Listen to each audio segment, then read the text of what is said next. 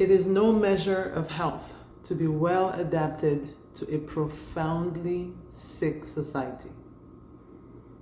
So that quote is often attributed to J. Krishnamurti, who was a philosopher and really all around fascinating human being. You can look him up if you want to. And while it's not even confirmed that he actually said those words, it is definitely an embodiment of a lot of things that he spoke about during his life. And it has taken on new meaning for me as I look at the landscape of the world, as I look at how we go about dealing with our health and what we're fighting for. And so I wanted to speak to that in this video, because really the essence of that statement, again, if I repeat it, it is no measure of health to be well adapted to a profoundly sick society. So the idea there is that we're doing a lot of different things to get healthy, but are we doing them simply to go back into the same wacky environment, the same out of balance environment that created the problem in the first place? Because if we're striving to just survive in an environment that is completely out of balance, that is not health, right? That is just surviving, getting by, not drowning. To really be healthy, truly be healthy, it's about thriving, right? It's really about thriving. It's about vitality. It's about having your life force flowing through you, having your creativity on deck, right? Having your energy physically, having the mental clarity, having that spiritual connection. It's having all of it working together in a way that you can feel deep down in your soul. And I believe that it's no longer enough to just say, I lost some weight and we measured these numbers and they're okay. Those things definitely have their place, but I also believe that we are in a time where we need to really redefine what we consider healthy. Like that old way of doing it's just not going to fly anymore, because for one, there's too much information and understanding about what it really means to be healthy, and because also right now the world is in such a place that we are all being called to step up.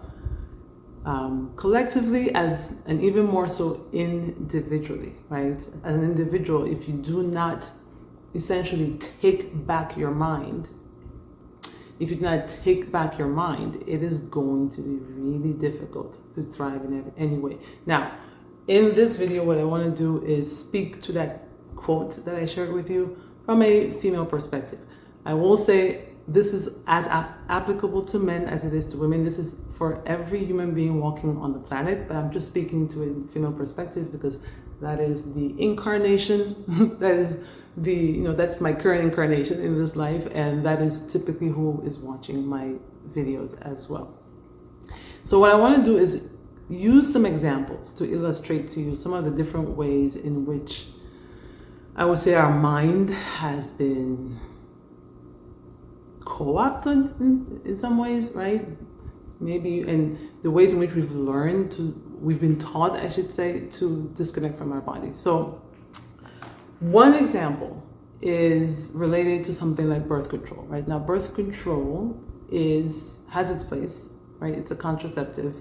It has a role. So this is not about knocking birth control, but this is about bringing to light the ways in which it also messes with us. So the basic thing with a lot of contraceptive pills specifically is that they suppress ovulation. Now, we should also remember that ovulation is a natural process. It's an essential process, just like breathing. So anytime we mess with that, there will be consequences. One of the main things with birth control that really pissed me off when I first became aware of the implications was the fact that when you start to think about that a lot of pills suppress ovulation, so then what that means is, so let me back up. When we ovulate, the follicle in which the egg was housed, right? So when that egg is released from the follicle, that follicle that stays back folds in on itself, and it becomes something that is called the corpus luteum. This is like a temporary hormone secreting gland, okay? I mean, think about that. It literally folds in on itself, and becomes and has a different function temporarily for the second half of your cycle. And what it does, what the corpus luteum does, is it mainly secretes progesterone. So this is why it's always said that the second half of our menstrual cycle, post-ovulation, is progesterone dominant. So higher levels of progesterone relative to estrogen. It is the opposite in the first half of the cycle, prior to ovulation. So if we are suppressing ovulation, then the cycle isn't complete. And the design that nature had in place, which was for the corpus luteum to secrete progesterone, no longer occurs. And of course, we all know that we need progesterone for so many different things, not just for fertility. It is also a relaxing hormone. It is essential for sleep, for regulating mood, for a lot of different things. And so it's just very interesting when you really sit and think about it. It's like, okay, we created something that serves one clear purpose as a contraceptive, but at the same time, the price that we're paying for that is also quite high, because we are continuously throwing our body off balance as a result of that. So that's just one way, because what that does is now, as a woman, we don't really know what the body feels like when it's going through a real cycle, right? Because if you've been on birth control for a few years, for a few decades, you're not going through that natural ebb and flow. So then when you do get to a point in life where maybe you're off birth control and you now have to sort of learn your body's signals, it can be a lot to take in, and it's difficult to know what your system needs, because you just never had that opportunity. Okay, so again, this isn't about knocking birth control, but this is about us just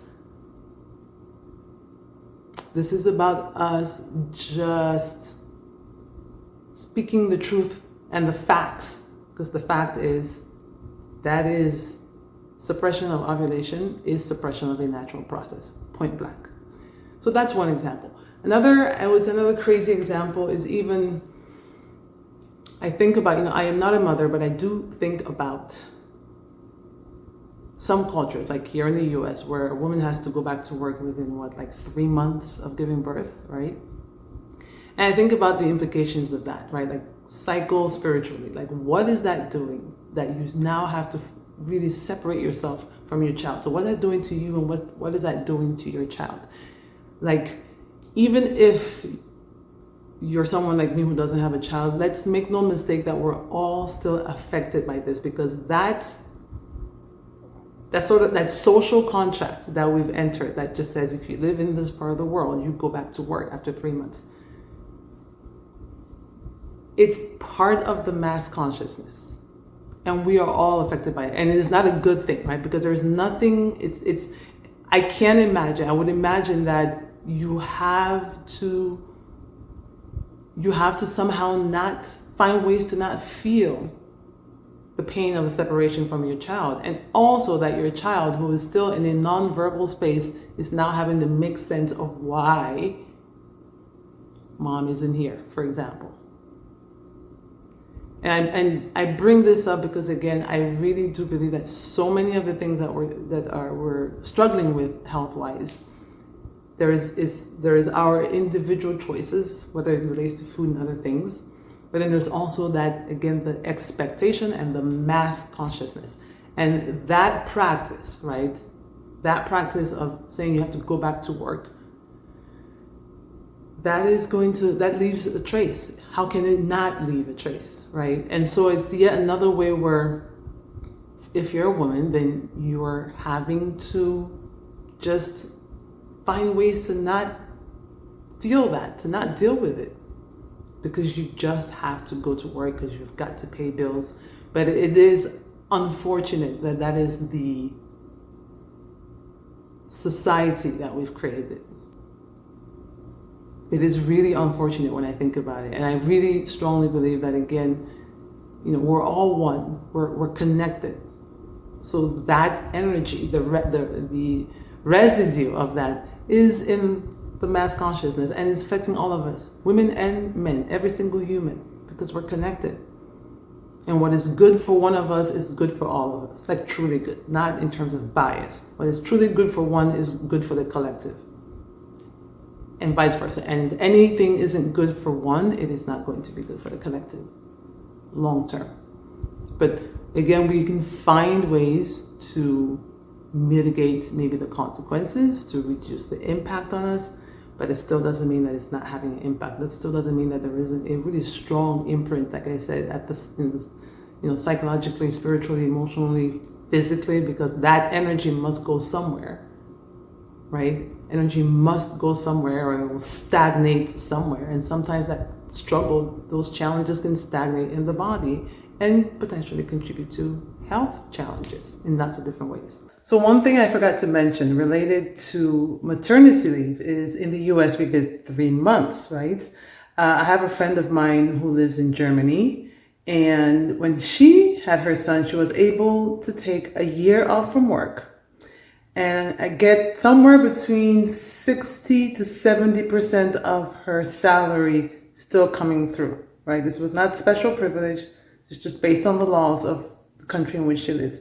And from what she explained to me, she could have taken even more than a year off of work if she had chosen to. And her work, her job, her role would still have been protected. Now, maybe that's changed, but we had this conversation, maybe like 8-9 years ago. It's been a while. But just to say that obviously there are other ways of operating. There are other models out there on this same planet Earth, and have to ask the question if it's possible for one group of people to recognize the necessity and the need for a longer maternity leave. Why isn't another group of people able to offer that? Because obviously this is not down to some laws of nature that say we can't do it. This is just down to the willingness, the choice to do it or not do it. So I just wanted to add that again, just as perspective. So those are just a couple of ways in which I think about how, again, we're taught to deal with it, to cope with it, to adapt. But adapt to what? Right? Adapt to really rules that are really not aligned with how nature intended for us to be. And this isn't at me being anti-work. That's not what this is about. But this is about us just also having to recognize that there is a high price to pay for a lot of what is considered essential and critical. It's a high price that we're paying. And even if we don't drop dead in the moment, like one of the reasons I think there's a lot of chronic health challenges out there, physically and mentally, is because ultimately we have been taught to adapt well to a profoundly sick society. This is profoundly out of balance society. And so there's lots of other examples that I could probably, throw into this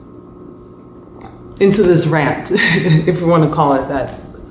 Even again, thinking about like our work system, right?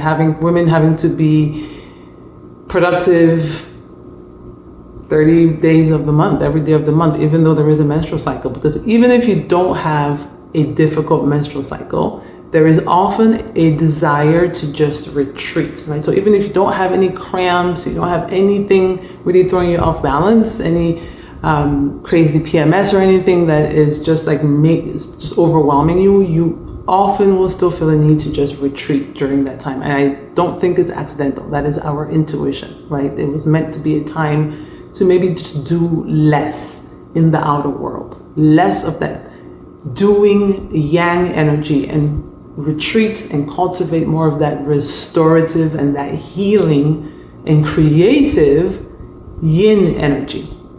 But this world is so much about do, yang energy, a lot of giving out. And if you have a system that was naturally designed to have those ebbs and flows, but then the world around doesn't match that, again, how long is it going to take before a whole bunch of health challenges pop up? Right? It's only a matter of time. So, like I said, lots of examples. Don't want to dwell on it too much. What I do want to say is, yes, it's important to eat well, to exercise and do all the things, but it's really important to start questioning. Really start questioning. It's really important. It's really important to take back your mind. You have to make sure that everything, as much as possible, it's never going to be perfect, but as much as possible, that everything that's running in there and running in your system at the subconscious level is of your own choosing, matches the reality that you want, because we live in a larger, greater matrix, which really wasn't our own creation. But the beautiful thing is you can create your own matrix. Like, your personal reality is your own personal matrix. And how far you want to extend that matrix, up to you, right? Who becomes part of the inner circle, right? In that personal matrix, who gets to be in there? What thoughts and ideas and concepts and beliefs get to be part of your own personal matrix? Only you will know. But I really think that without that work, we will continue to struggle with so many things when it comes to health, because what we're unknowingly doing is we're trying to just get by. We're just trying to get back to normal, but a lot of normal is so messed up. So messed up. So how you go about creating different reality, that is something maybe for a different video. That's a whole other topic as far as the how. But I just wanted to share this with you because this is something that I have been thinking about and chewing on for so long, for so many years. And it has become the driving force of everything that I do. It's why I'm making this video. It's why the content on this channel keeps changing, because there's this game of life is interesting. I'll say that. It's interesting. So I just wanted to throw that out there as something to chew on for you to consider. And I would love to hear what you think about all of this. And if you found this helpful, if you think there's other women out there who could benefit from this information, I would also love if you would share this video with them. Maybe start the conversation within your own circle, just with yourself, with your journal, with a close friend, whomever, right? And just start contemplating, like, what is it that you're fighting for when you're working on your health? Like, truly.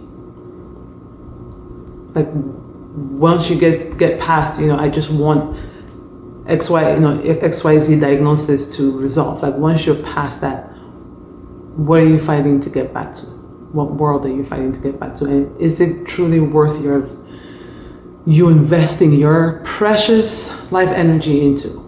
Or could there be something different for you? Could there be more for you?